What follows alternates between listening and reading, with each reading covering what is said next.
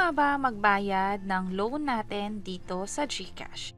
By the way, kung first time mo sa channel na to at gusto mo pa ng mga online tutorial videos katulad nito, please click the subscribe button. Ito yung loan ko sa GCash sa bandang baba na pwede kong bayaran ng 650 pesos kada buwan.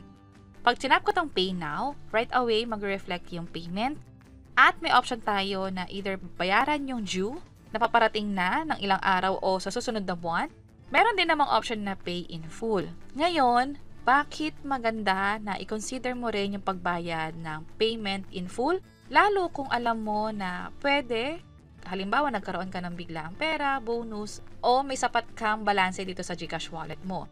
Dito kasi sa borrow sa G loan, meron silang tinatawag na cash back. By the time na pinapanood mo tong video na to, i-check mo kasi kapag kinumpleto natin yung loan natin in advance, pwedeng hindi na bayaran or i-refund sa atin yung interest. I-correct ko lang, babayaran pa rin natin yung interest for now, pero after few days, i-refund nila ito. At in this video, ang pinaka-focus talaga natin is yung pagbayad muna.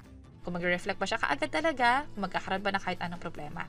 At meron kaming ginawang hiwala ng tutorial video kung paano nga ba yung criteria para sa cashback ng GCash loan at gaano ito katagal. Pwede nyo i-check yung page or channel namin dyan.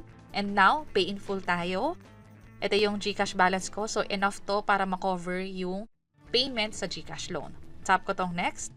And then, pwede na tayo mag-proceed. Tap ko tong pay. So, right away, nabayaran na siya kaagad.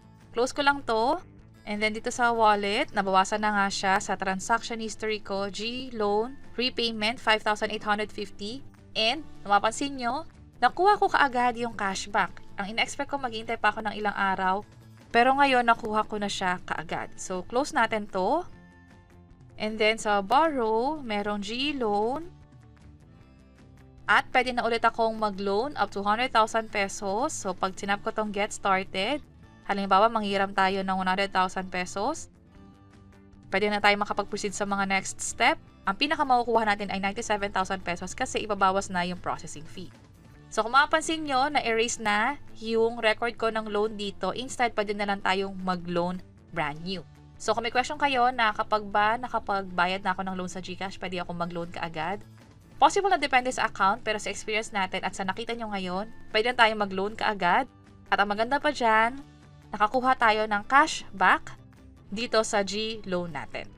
And that's it. Sana nakatulong tong video na to. Kung oo, pakiclick ang like button at para sa iba't ibang mga tutorial videos, pwede nyo i-check itong mga nasa baba. Sana makatulong and see you sa mga next videos. Bye-bye!